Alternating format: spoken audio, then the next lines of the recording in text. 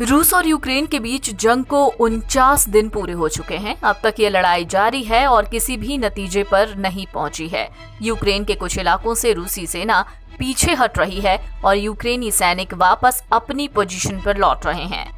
लड़ाई में मारे गए रूसी सैनिकों की लाशें बंकरों में सड़ रही हैं।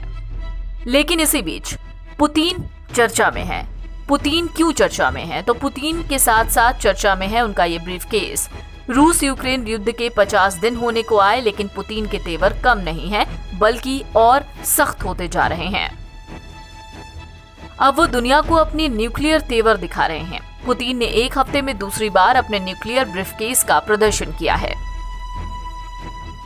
पहली बार तब जब पुतिन मॉस्को में एक अंतिम संस्कार में शामिल हुए, वहां पर उनके साथ उनके हाथ में ब्रीफकेस देखा गया। पुतिन का एक और वीडियो सामने आया जिसमें वो बेलारूस के तानाशाह अलेक्जेंडर लुकाशेंको के साथ हैं और पुतिन के एक बॉडीगार्ड के हाथ में है न्यूक्लियर ब्रीफकेस।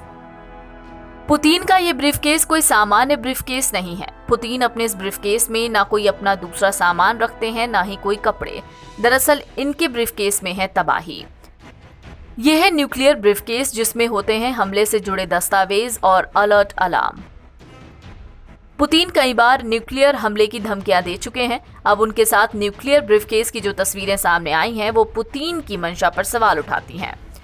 चलिए आपको बताते हैं कि पुतिन का ये जो ब्रीफकेस है वो काम कैसे करता है, यानी न्यूक्लियर ब्रीफकेस आखिरकार है क्या।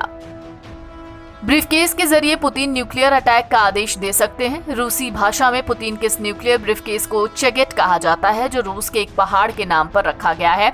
साल 1983 से इस न्यूक्लियर ब्रीफकेस का इस्तेमाल हो रहा है। ये ब्रीफकेस एक स्पेशल कोड के जरिए खुलता है और ये कोड क्या है ये सिर्फ पुतिन को पता है। इस ब्रीफकेस में लाल और सफेद 2 कलर के बटन होते हैं, लेकिन हमले का आदेश देने के लिए लाल नहीं बल्कि सफेद बटन दबाना होता है। इन बटनों का इस्तेमाल करते ही पुतिन तबाही मचा सकते हैं। रूस के पास इस तरह के 3 ब्रीफकेस हैं। एक राष्ट्रपति के पास होता है, दूसरा रक्षा मंत्री के पास और तीसरा आर्मी चीफ के पास। लेकिन न्यूक्लियर हमले का ऑर्डर सिर्फ और सिर्फ राष्ट्रपति पुतिन के पास ही होता है। इस ब्रीफकेस के जरिए रूस के 6000 से ज्यादा परमाणु बमों को कंट्रोल किया जाता है, इसलिए इसे कड़ी सुरक्षा में रखा जाता है। NBT ऑनलाइन की रिपोर्ट।